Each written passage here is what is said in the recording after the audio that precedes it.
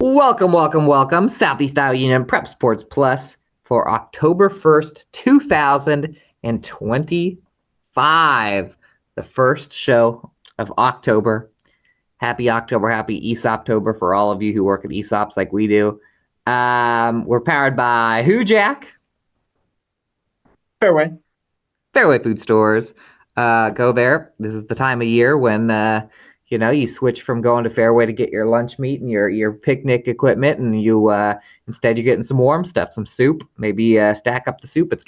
There's nothing like that first real cold day, and popping on some like wintry soup. We are in soup season. That is nice. It is. I get a little obsessive during lunch for soup season because there are some restaurants around here that they pull the soup out. And what's your go-to soup, Jack? I'm not gonna lie. I like either a good tomato because I pair it with a grilled cheese, or I will do. I guess chili doesn't count as a soup, but I do love a good chili. Yeah, I like chili too. But then otherwise, I mean, chicken noodle's good.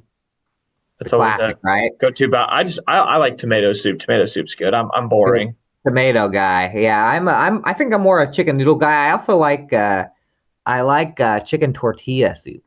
Oh yes, good shout. Chicken tortilla soup is very good. Yeah. So I'll be doing a lot of soups for lunch these days, which is good because I said this so many episodes ago, but they told me I have high cholesterol, so I pretty much been eating toast and apples for the last 4 months.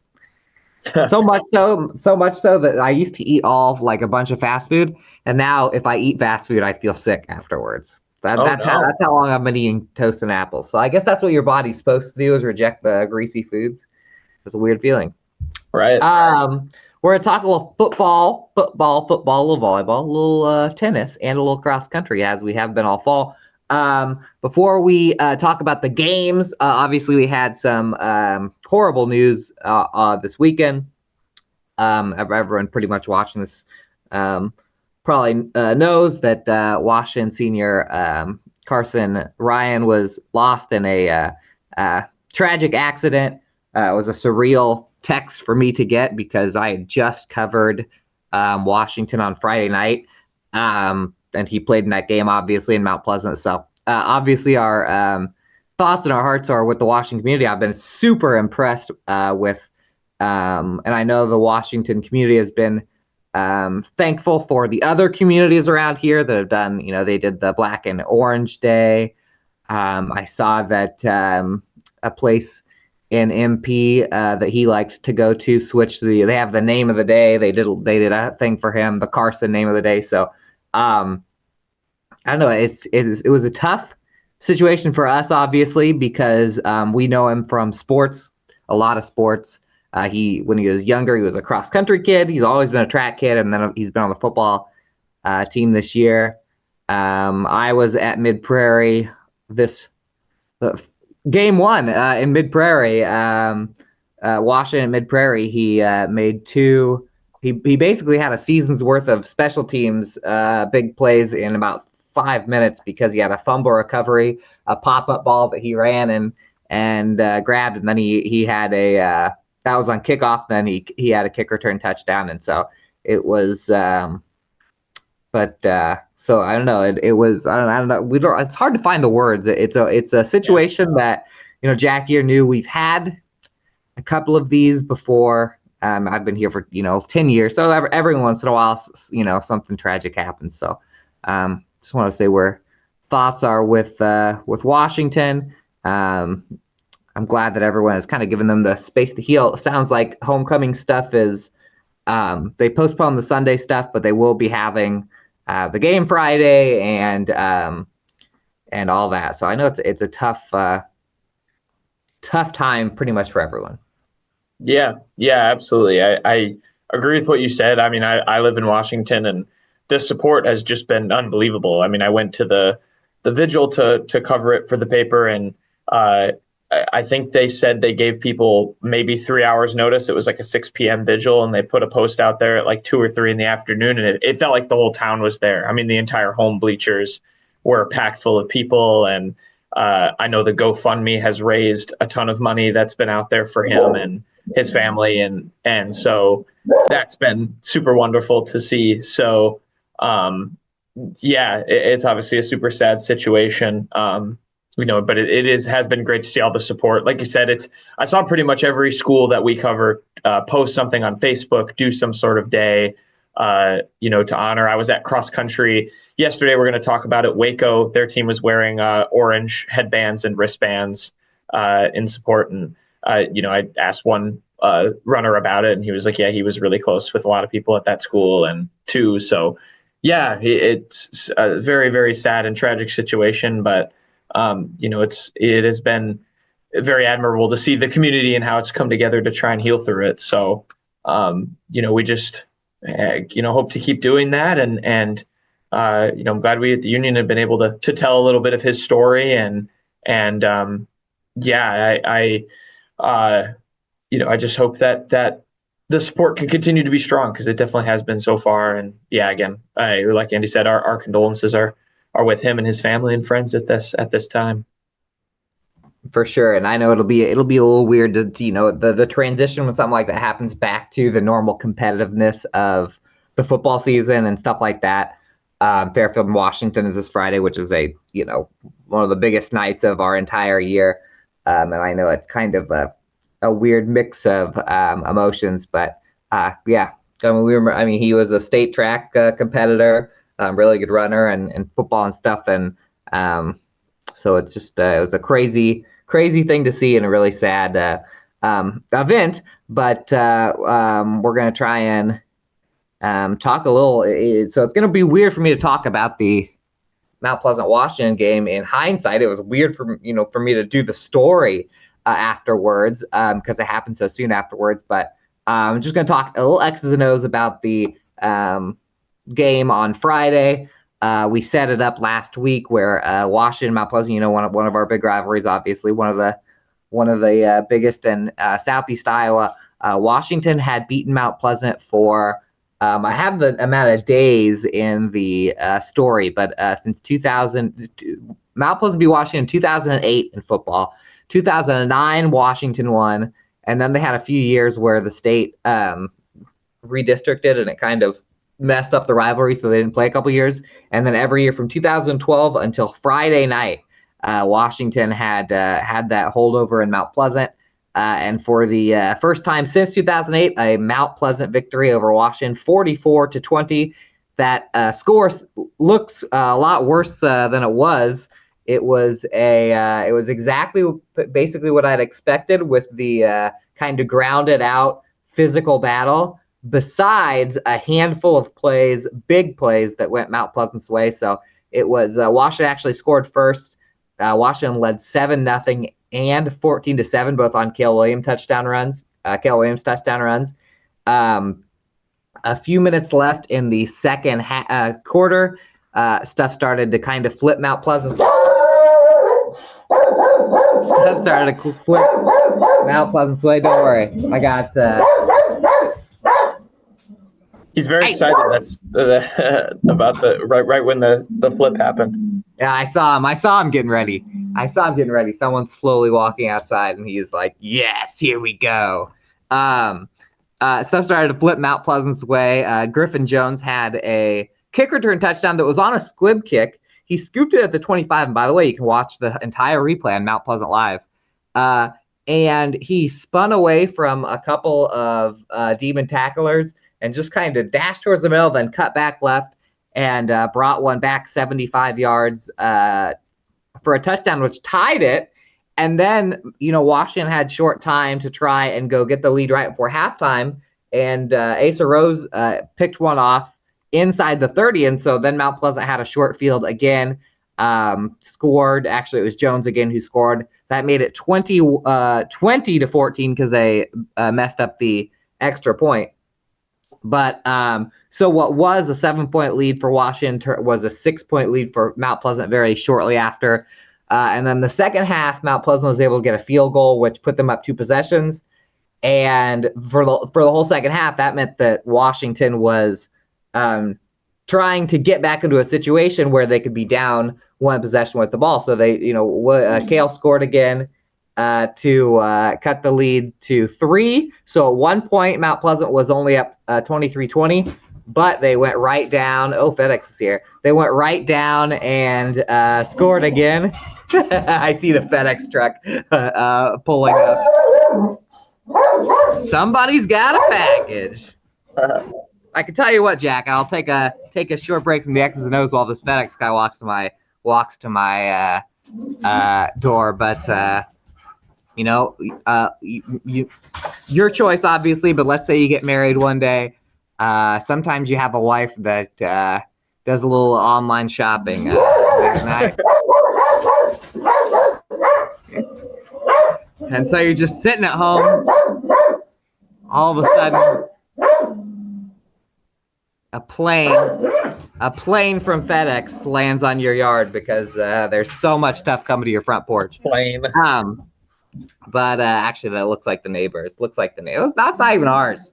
Neighbors. I got it. All right, back to the Mount Pleasant Washington game. While Opie goes crazy, I might have to go upstairs for a little bit.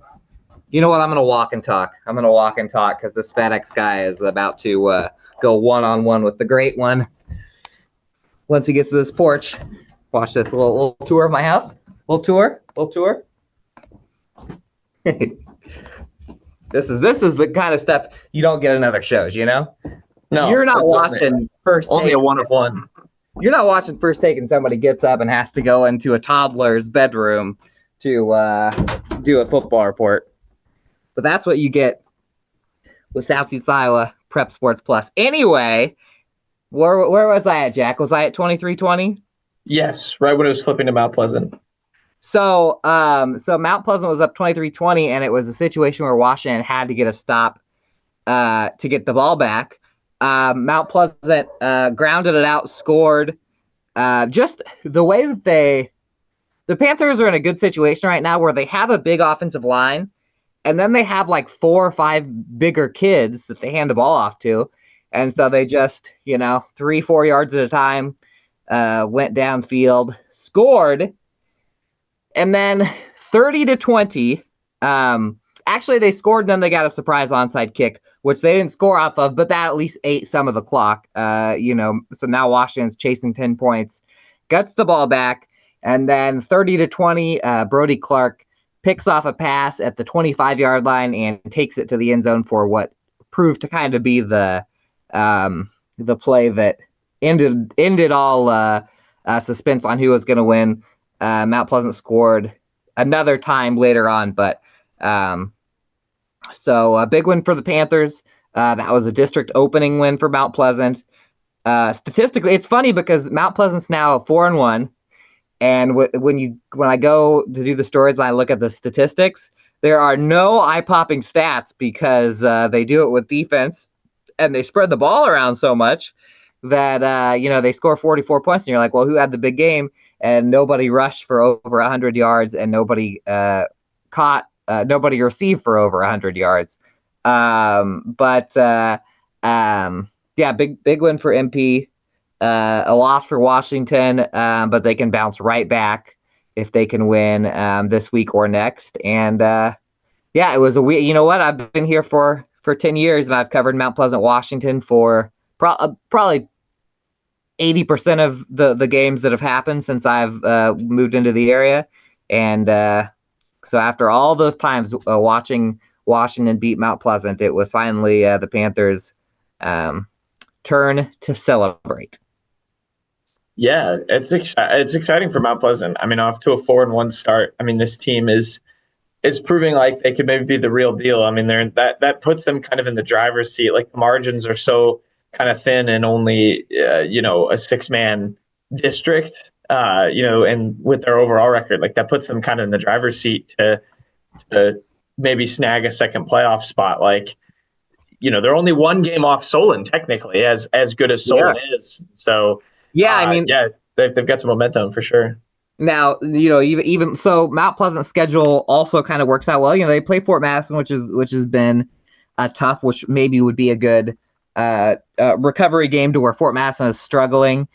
And so if they can go out and get a win this Friday, they'd play Keokuk and then they would have the big Solon game. But we said that when I'm trying to figure out a good way to say here, we said that when Mount Pleasant, Fairfield, Washington, and Keokuk all play against each other, that was kind of a little round robin in its own, because Solon is a team that might end up in the state championship game, and Fort Madison's just rebuilding this year, and so that was game one of four between those four schools. So yeah, it was a big one. And Mount Pleasant does have Solon at home for whatever that's worth, and we're gonna learn about Solon here in a second. But because you were at the Fairfield Solon game, and yeah, Solon is wagon. Yeah, it was something.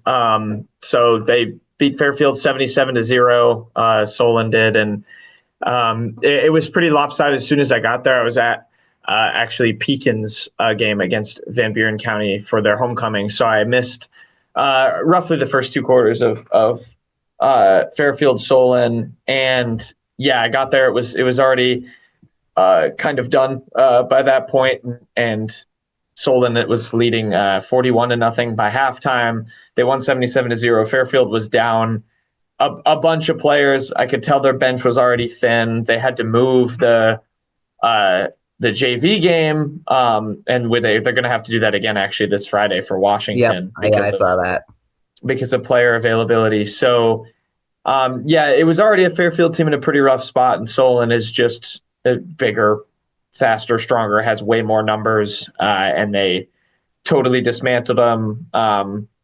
It was pretty ugly at times. I'm not going to lie.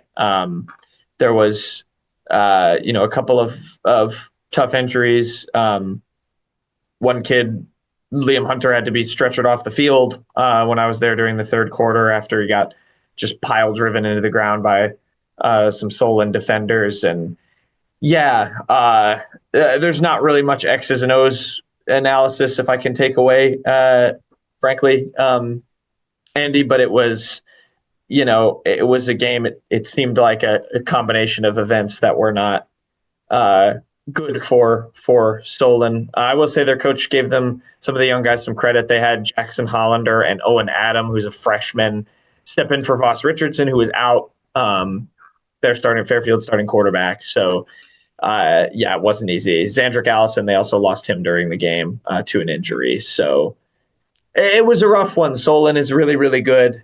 And I think Fairfield is potentially still really banged up, and certainly was for that game. And that's, that became the story of it, one way or another with how things shook out. But it was pretty ugly at Fairfield, I won't lie.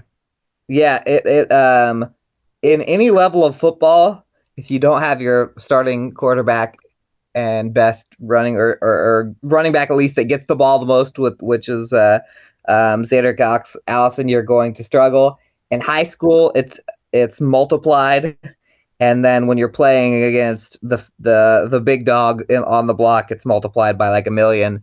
I did go back and watch the replay of that, and you know what? So Fairfield is already a smaller team now. They both in numbers and just they have athletic kids, but they are a smaller team, and those kids play both ways, which means if one gets hurt, you're losing basically two players in a lot of situations. So just they were a bad matchup for a team like Solon that is just big, just physically big. Sometimes that's what it comes down to, but I think Fairfield will definitely be banged up this week, but I think they'll probably have more healthy players this week, and they could bounce. We've had so I was talking last year. We had a couple of games like this where one of our teams was playing a superstar team. Mount Pleasant had one. I think Fairfield had one where they were playing like Mount Vernon or Solon or someone like that, and they were also injured. And so what ends up happening is you're going shorthanded, and so we've had a couple of games like that. They're ugly, and sometimes the very next week they're right back to where they were because they've had a week to heal, and some kids have had 2 weeks to heal and stuff like that. So that really it puts a little even more intrigue into this Fairfield Washington game, which has been Fairfield Washington the last 3 or 4 years has been electric. We've had I think the last 3 years maybe were single digits. I don't know what happened. I can't remember what the final score was last year, but I know that the two teams have absolutely battled the last 3 years. I was there 3 years ago when Washington came back from like 15 points in the final few minutes to beat Fairfield. And Washington had a similar winning streak against Fairfield they had against Mount Pleasant, and then Fairfield the very next year finally beat Washington, and then the Demons got him back last year. So Highway 1 rivalry. I'm sure it'll be a packed house at Case Field. Yeah, going to be exciting. That game will be on the Southeast Iowa Video Network. You can watch it. Excited to see what unfolds, because as tough as Fairfield's season has been to start, it still feels like, if they can get over this with Solon and some of the demoralization of all of that, it still feels like they could maybe turn things around. They've had some heartbreakers in the non-district, and now they don't have to play anyone better than Solon. Those are all theoretically winnable games. So we'll see. Yeah, I mean, given that Solon is obviously projected, and I hope that one of our teams can take them down, but the fact that they're projected to win the district and probably go undefeated, in the grand scheme of things, if Fairfield bounces back and wins this Friday, they're right back to where they're in the midst of the playoff. And even if they lose, even if Washington beats Fairfield, Fairfield will still be in the playoff hunt, in my opinion. So yeah, hopefully, but I'm past that. My worry is that now I'll tell you what, when Washington and Mount Pleasant play Solon coming up, get those chin straps a little tighter because there's some big hits. I will say that the skill level between our three big school teams, Fairfield, Mount Pleasant, and Washington, is not a very big gap, but the size level is. So when Mount Pleasant and Washington play against Solon, it'll be a little less, just as far as, the sizes of the team, it'll be a little less drastic. Unless they have a bunch of injuries too, and then it might be the same thing. Small schools, now we're running low on small school games lately because we had teams cancel their season. We've had teams postpone their season. You've got a little information on that, but how many small school games even were there this week, Jack, and who are our big winners? Yes, there were still some small school games. Like I mentioned, I was at Pekin. They had their homecoming game on Friday, and continued to do Pekin things. They won 52-8 over another small school of ours, Van Buren County. I was there for the entire first quarter. It went up 22-0. It was 3 Nolan Glick touchdowns. He had a 60 and a 57-yard run and finished with 312 yards and 4 on the day. So they continue to do their thing. Also, Henry Adam, maybe the most efficient I've seen as a receiver. As a runner, 105 yards and a touchdown on 2 carries. So, Pekin is doing Pekin stuff. They are still undefeated at 5-0, I think. Now, Mid Prairie also won. They beat West Liberty 56-35. Bit of a heavy scoring game. 6 touchdowns and 306 yards through the air for Brooks Weber at quarterback. But Mid Prairie's gotten back on track since that upset by Alburnett. They've won 3 in a row. And then the other one, so those are 2 high-scoring games, Andy. But who takes the cake for the high-scoring team this week? It's actually Sigourney Keota, who dropped 69 in a Thursday night football game against Louisa Muscatine. So short week, no problem for Sigourney Keota. They also scored 69 points despite only having 2 completions. Ike Molyneux continues to just dominate. Him and Carson O'Rourke each had 2 touchdowns. Sigourney Keota 302 yards on the ground in that game. So they're 2-3. They're bouncing back a little bit. They're going to play Regina Catholic this week, which is going to be tough. They do get them at home, but that'll be an interesting one. Waco lost again to a pretty good Belle Plaine team. So they dropped to 3-2. Cardinal still without a win. They ended up losing to EBF 53-12. And then Winfield Mount Union was not enough of a match for Iowa Valley. Winfield Mount Union 1-4, but they should have some winnable games, I think, coming up in their Class 8 District 5 games. And then Yeah, a few teams obviously not mentioned in there, the main two being New London and Highland. Both of them we have now confirmed have canceled the rest of their seasons. Highland, I've actually gotten word they're going to be switching to 8-man football. There will be a story on that in the paper. It's already on the website if you want to go check that out. But they're going to be playing 8-player football, just kind of JV scrimmage games for the rest of their season. They have a couple on the schedule, but no more varsity football for them. They had canceled their last 3 games, and they just went and canceled the other 3. So New London, same thing. They just ran out of players. They only had 16 on their roster to begin with. I know their coach was, it was tough. They, I think we're expecting a little bit more participation and just ended up losing a lot of players. So those two not playing for the rest of the season. I believe that gives Van Buren County a week off because I believe they were expected to play Highland this week, if I'm not mistaken. Yeah. They were supposed to play one of the two, so they get a bye week because of that. But yeah, those two schools are now all done with 11-man. Highland, at the very least, is going to play some. Do you remember, has Van Buren played New London yet? I'm looking it up right now. Does Van Buren have a double bye week coming up now? It might actually. Like they might, because there are some teams that haven't played either. By the way, this also affects the standings of Class A. Now it actually clears it up a little bit. The fact that there's that there are games that have now been decided before they're actually supposed to be played. Van Buren County has 3 games left. 2 of them were against Highland and New London. They got Wapello on October 10th. So Van Buren County has won 2. They've only lost to Pekin and Danville. I was going to say small school-wise, so Pekin hosts North Mahaska this week, plays at Danville next week. So that turns into 2 big games for them.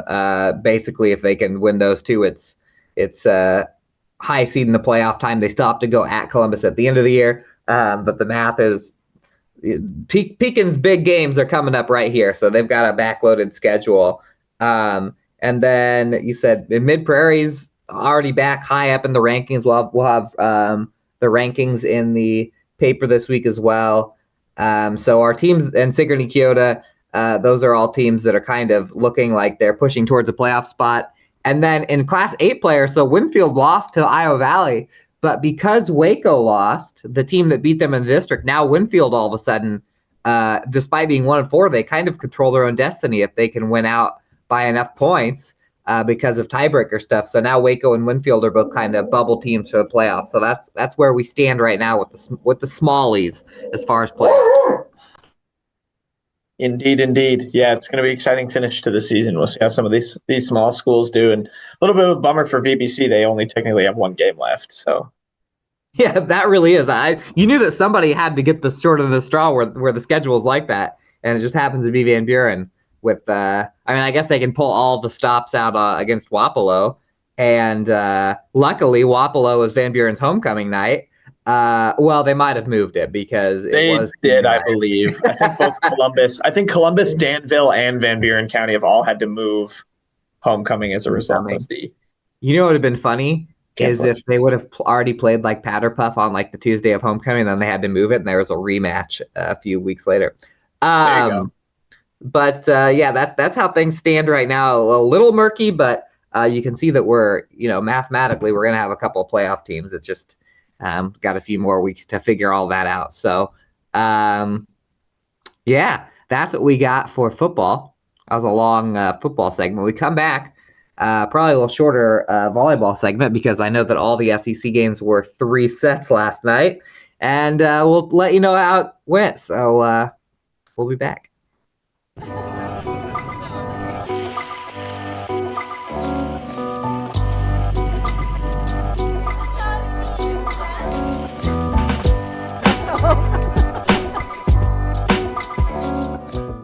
Introducing Hy-Vee Market Grill, where every meal is a delight. Start your day with our mouthwatering breakfast options and savor flavorful lunches with friends and family. Cap off your day with our delectable dinners. Hy-Vee Market Grill, where every moment is delicious. The Connie and Amanda team is dedicated to giving back to our community by actively engaging with our clients, businesses, and the public. When it comes to helping you find your next home, investment, or commercial space, the Connie and Amanda team is here for you. At WCHC, our goal is to take great care of our patients and our staff. We are able to approach you, take care of your issues, but also give you a path, as far as referrals or treating you right then and there. Our role in the community is taking care of something that matters to everyone. It's their family and their health. More than you expect for your health care. Hello. Southeast Iowa Prep Sports was powered by Fairway. We had some volleyball this week. We had some SEC volleyball last night, Jack. And a rarity these days in SEC volleyball, we had 3 Southeast Conference volleyball games that were 3-0 sweeps. I'd have to go back and see when the last time that is, because we usually have some more competitive games. Jack, you were at the game that locked up an undefeated regular season, conference-wise, for the Washington Demons. Tell me what you saw in what I'm sure was a very short night at Washington High School. It was. I was home I was back at the office at 8:30 roughly, and that was kind of quite something. Washington had no problem against Fort Madison. They finished 5-0 in the regular season, excluding the tournament in the SEC. So they'll have the best seed in that. They'll be projected to the de facto championship game, if you will, and they looked really strong. They got out to a 4-0 lead, and then Fort Madison called timeout, and then Washington scored 3 more points and went up 7-0. They got up by 18 points at one point in the second set. And then in the third set, it was actually, they were up 13-11 and ended up winning 25-13. So they outscored Fort Madison 12-2 to close out the match, which was really impressive. Didn't even let them come close ultimately to forcing a fourth set when it looked like they maybe could have done it. It felt like Fort Madison had made some adjustments to start that third. They haven't, the full stats haven't been reported yet, but their net play was just a lot better than Fort Madison's. They were sneaking a lot of kills into the blockers, and then it would kind of drop down and get past them. Still, no one is equal to Leighton Messenger at an outside hitter. We've talked about in the broadcast 5 or 6 times. It's just, I don't know how you even jump to try and block her shots. It just, it's one of those things where it's I don't even know. That's how it was described. Shout out to Zeph Walkerell, my co-commentator, who was it almost sounds like 2 helmets in football hitting each other. Yeah. It's just that loud when she hits one of her shots at full strength right into a couple of blockers, and rarely do they get it back over. And so that she was doing her thing. Layla Green had a good match. Reagan Miller had a really good match. She's in really good form. She played well against Burlington, had 30 assists in that 4-setter, and had a bunch of kills last night rather. So they're in good form. They've won 6 in a row. I don't imagine it will be much different, to be honest, at the SEC tournament. I think this team has set the standard, it seems like, in this conference, and it's been very impressive to watch all year. And no problems against Fort Madison last night. Yeah, they I think the tough schedule at the beginning of the year also plays a factor into that. Now they're rolling. You mentioned you just brought up a memory for me, because Leighton hits this ball so hard that you have to figure out a way to block it and also have it not just fly out of bounds. And there is a speaking of hard ball hitters, there was a girl for Holy Trinity maybe about 10 years ago. Everyone remembered her, if you were around. Her name was Michaela Fecky, and she was an Olympian eventually. She played for Team USA, and she went D1 and all that stuff. And at the time, my wife was coaching at Harmony High School. It doesn't exist anymore, and they played Holy Trinity in the first round of the regional tournament. And a Harmony kid blocked the spike, which she blocked it, and then the ball just landed on Harmony's side for a Holy Trinity point, and all the Harmony kids were jumping up and down, high-fiving each other because she got a hand on it. And I was you're so good that they're celebrating that they even touched it. And Leighton gets into those. They get into certain spots where they just let her loose. Now I will say that a couple of SEC teams are playing pretty good right now, including Fairfield, who will be in that final. We know that Fairfield and Washington won't play this Monday. They'll play the second Monday because they always save the 1 and 2 seed for the very last game. Fairfield dominated Keokuk last night. I should look at the scores before I look at the stats here. I'll just give you the stats first. Leah Helmick led the way with 12 kills. Natalie Steele had 11. Faith Jones again went over 40 assists. They won 25-10, 25-18, 25-12. So now all of a sudden Fairfield, they played that game at Washington, a close, a 4-set loss. And then they kind of started to move along when they beat Burlington in a 5-set thriller. Did the same to Mount Pleasant, and now they took care of business. This last week they've been playing really well, so we'll have to wait for the Fairfield-Washington rematch. But that doesn't mean we're not going to get some marquee matchups in this tournament on Monday because between Fairfield and Burlington have played 5-setters. Mount Pleasant and Fairfield have played 5 sets, and then Washington has they haven't gotten taken to a 5-set. Burlington and Fairfield both made them play 4. But I'll tell you what, I saw Burlington last night in Mount Pleasant, and this is a 3-set. This is not one I expected to be a 3-set game because these 4 teams have been playing longer ones. But it wasn't your typical 3-set game. The first set, Burlington looked awesome. They won 25-14. And then the next 2 sets, Mount Pleasant saw leads falter in the final points. So MP was up 19-18 in the second set. Burlington scored the last 7 points to pull that one out. And then even harsher in the third set, it was 20-16, and Burlington scrapped together and beat Mount Pleasant 25-23. So Burlington's defense just was playing awesome last night. They were scrambling.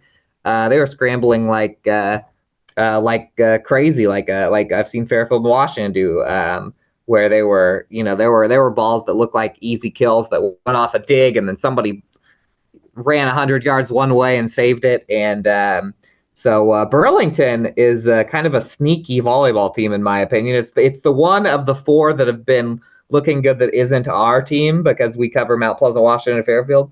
But shout out to Lindsey Johnson, former New coach. She's got those guys buzzing.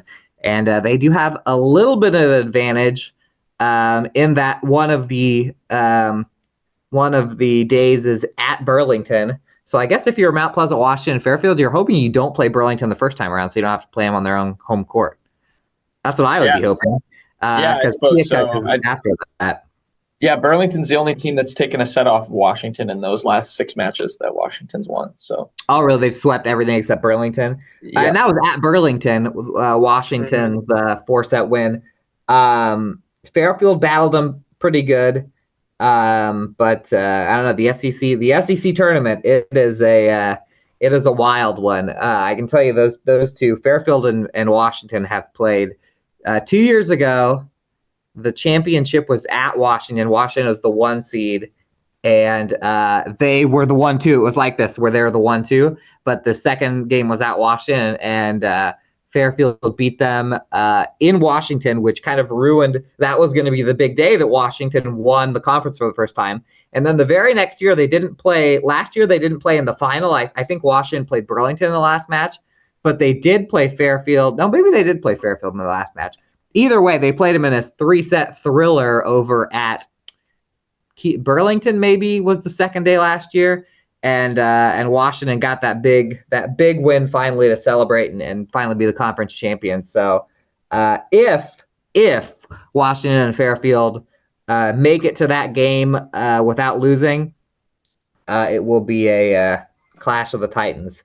But I've seen too many crazy things happen in that SEC tournament where, sometimes a team like Fort Madison that gets 5th, it's only 3 sets for the SEC tournament. You don't play a full 5.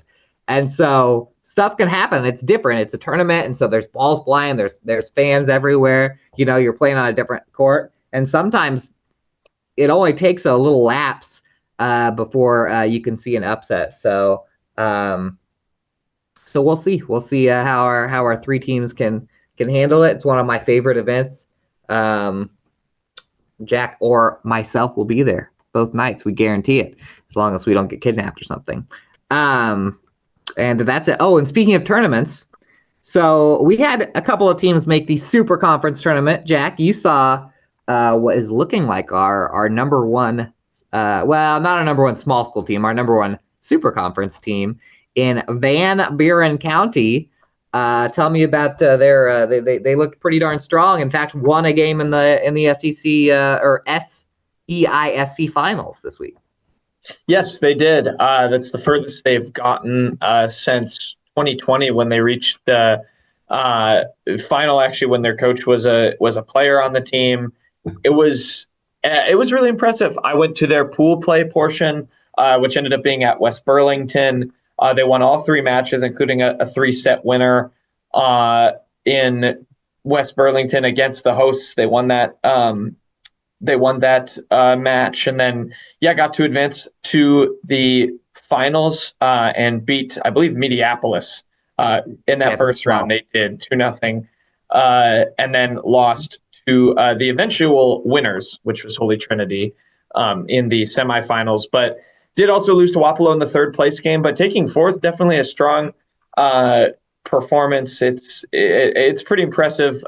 Selena Sarah is their coach's name, and she's young. She's in her 2nd season in charge, and took them back to the final stage, and has them in a really strong direction. They looked really good against West Burlington, so they can definitely be maybe a dark horse now when they go into actual postseason play. But that was an impressive feat for them to do, especially win at West Burlington, to go 3-0 in that pool, which also had Hillcrest, who is a pretty good team this year themselves.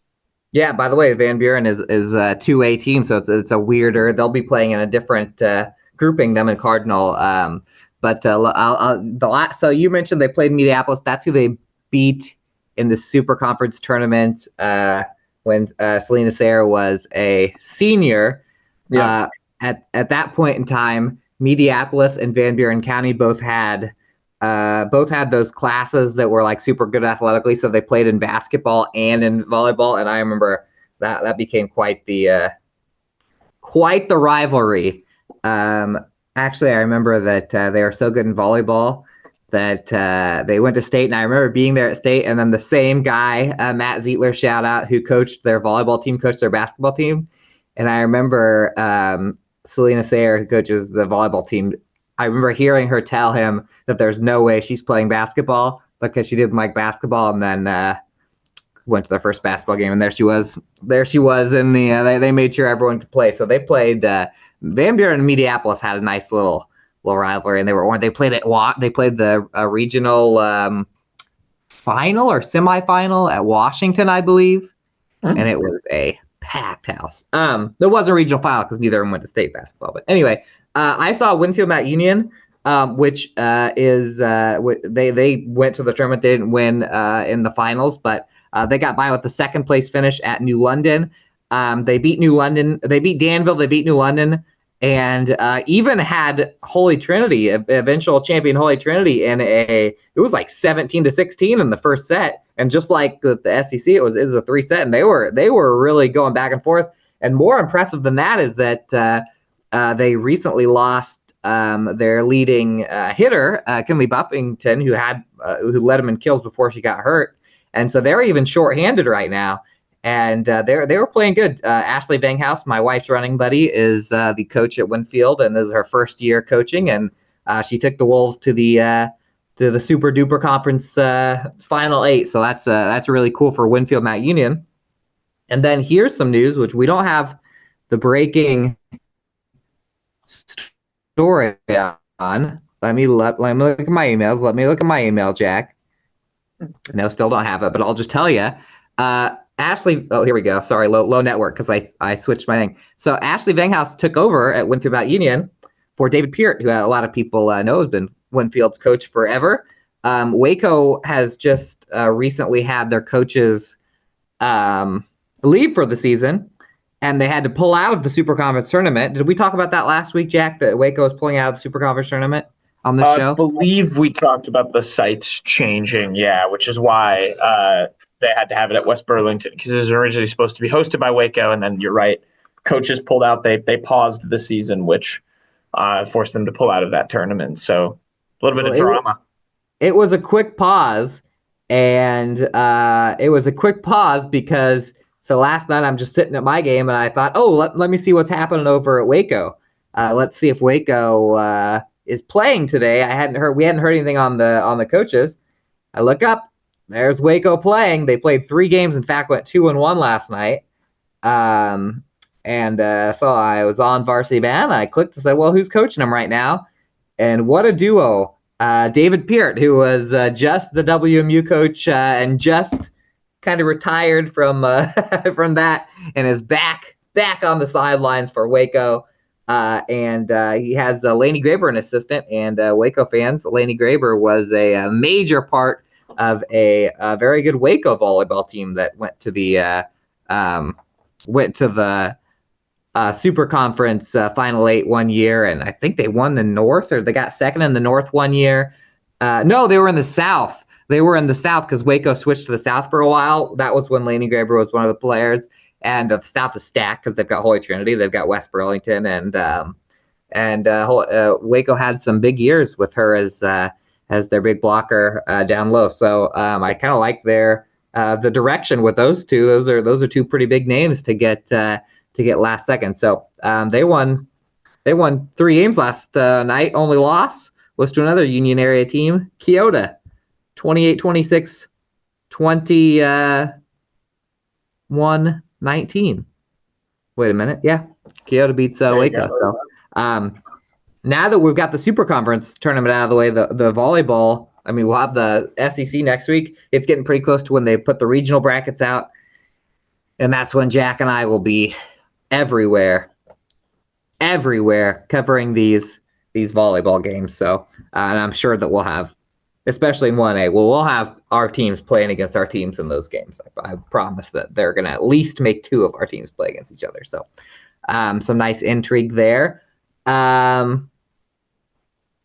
And by the way, New London struggling in volleyball this year, but they took Winfield, played them pretty tough in one of those sets as well. So we're going to get a commercial. When we come back, Jack Knowlton was at the Washington cross country meet last night, and then I will have as up to date as you can get for taping this a day ahead of time.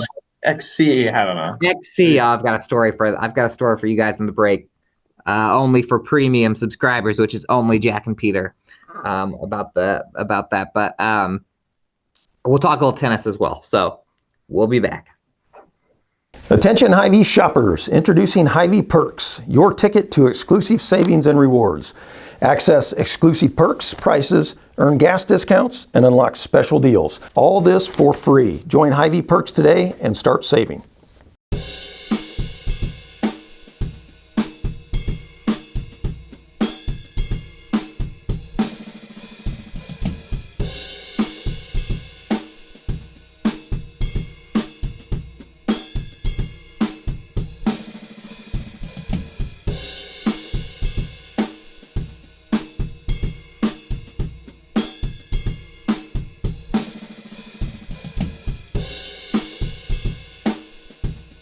At Seafirst Credit Union, we're all about making connections, like how we connect you to that dream vacation with a savings account designed to help get you on the flight there.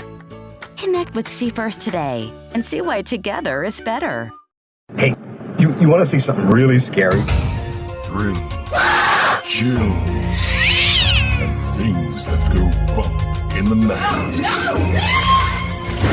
The Russians' House of Terror.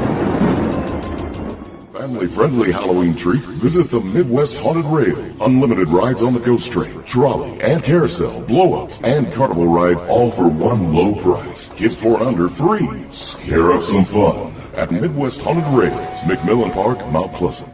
In the heart of rural Iowa, where community matters most, the connections we make are made to last. Meet KCTC, your hometown internet, phone, and TV provider. At KCTC, we're not just about technology, we're about people. Our dedicated team are your neighbors, committed to bringing you top-tier services right where you live. We believe in giving back to the community that raised us. Experience the power of a real connection with KCTC. Join us in building a stronger, more connected Southeast Iowa.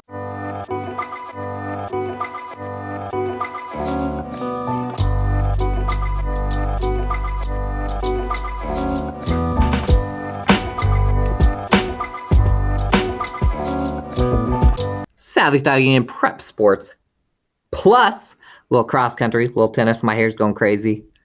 Oh, you're doing tennis. I like that I can see you now, by the way. Remember, there were like 2 weeks where I couldn't see you on the show because of the Peter didn't want us to be able to see. He was sabotaging. He wanted to go blind. Not even saying anything. He's not denying it. You know what? We don't even need to see because we don't even need to see because Fairway sees the way for us. So when our eyes are closed, theirs are always open. Shout out to our sponsors. Jack, you were at the cross country meet. You had a busy day. You went the old cross country volleyball doubleheader. You got to see the Washington Demons and the Fairfield Trojans, and I believe were the Waco Warriors there. They were, along with the Highland Huskies. The Highland Huskies. And Kyoto. The Kyoto Eagles. Yep.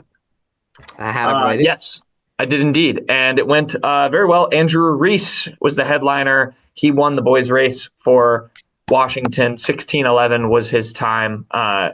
Good result for him for Washington. Obviously, he was pretty excited. I talked to him.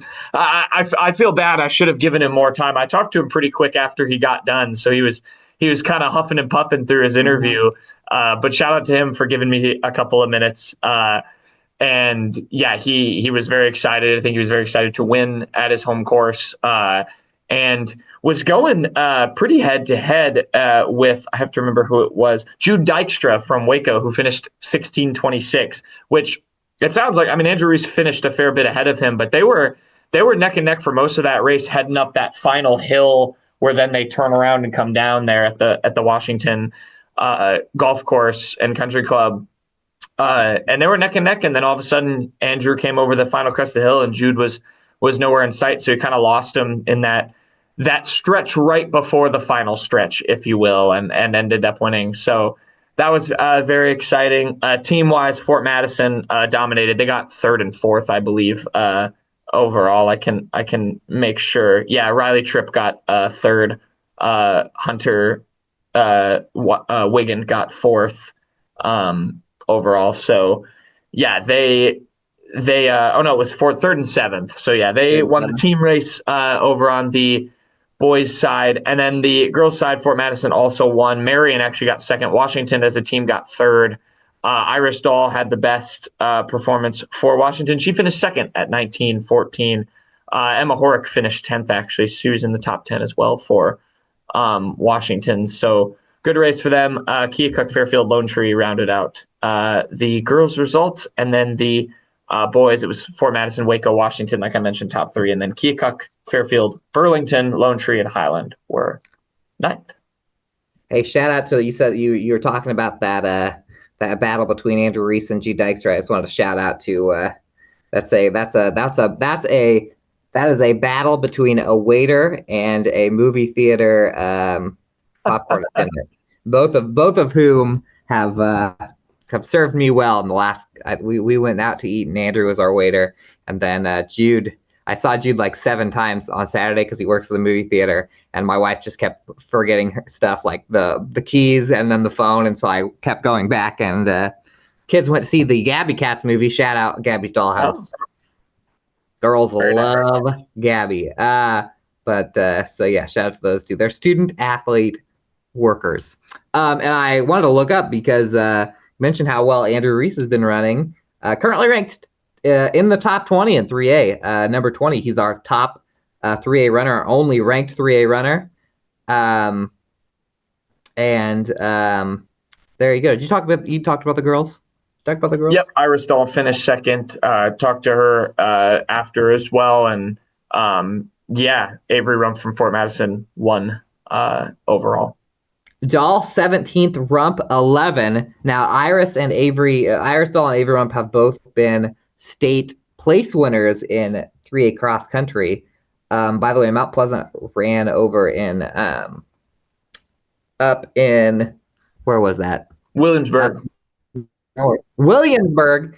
And Mount Pleasant's Avery Fedler has now jumped into the number 2 ranking in Class 3A.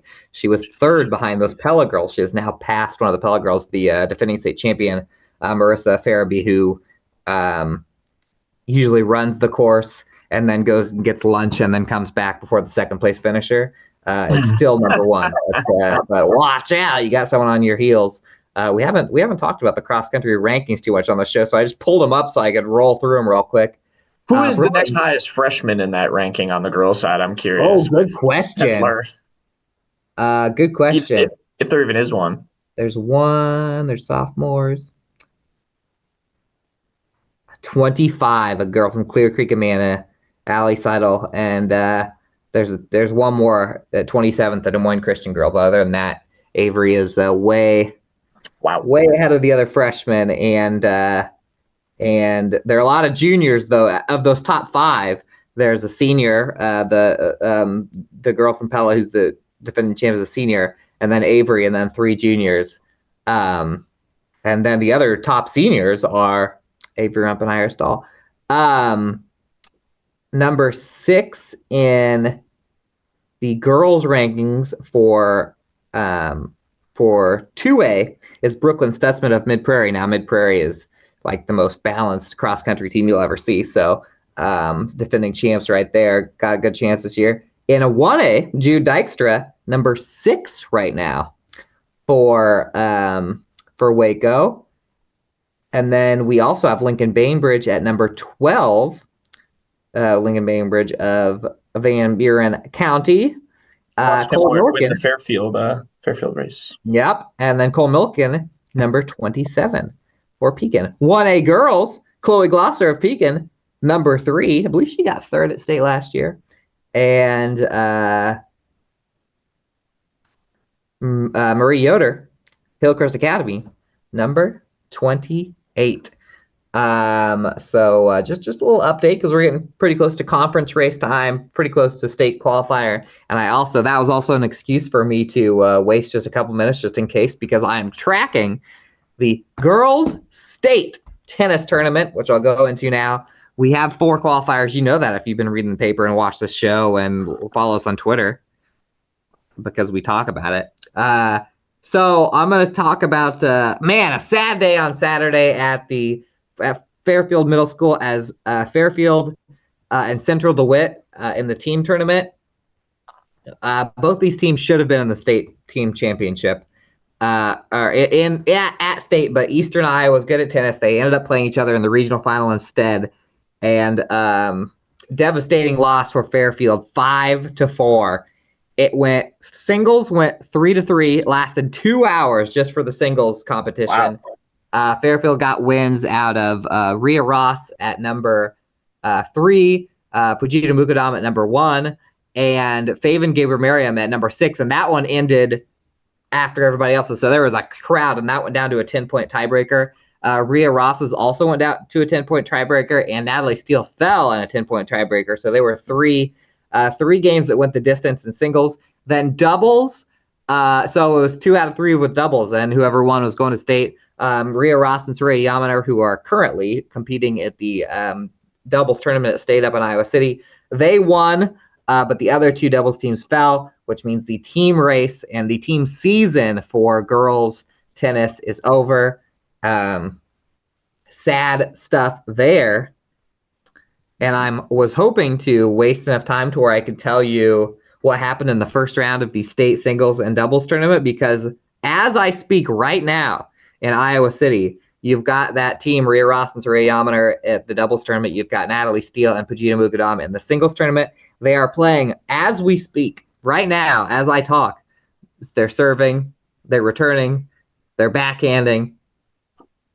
But you're gonna have to wait and read about it in the newspaper because it's still going on. I thought we could waste enough time to where one of those games would be over. I'll tell you what, when you go high quality tennis, Jack knows this. He's a tennis player. Those things Takes can a while. last a long time. So if anybody's there, I'll be there tomorrow for the day 2 of state.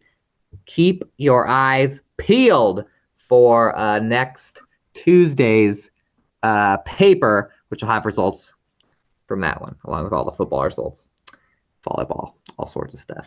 And that's pretty much it. You got to stick with us, people. This is going to be a busy week in high school sports. We'll be there. We'll be at some conference volleyball, some maybe state tennis, football, cross country. These two faces, get used to them. Not this hair, though. I might have to go get this cut. You got anything else to say, Jack? No, thanks to everyone for reading and watching. I'm excited to cover the home stretch here, some of these fall seasons. Southeast Iowa Union, watch the video network. Jack will be on the call. Fairfield, Washington, the Highway 1 rivalry. It's all coming down at Case Field, and there will be a guy in the booth that you'll listen to. And also watch Mount Pleasant Live, although Mount Pleasant's on the road this week, so no Mount Pleasant Live stream this Friday. But we'll see you next week. Same bat time, same bat channel. Goodbye. Goodbye.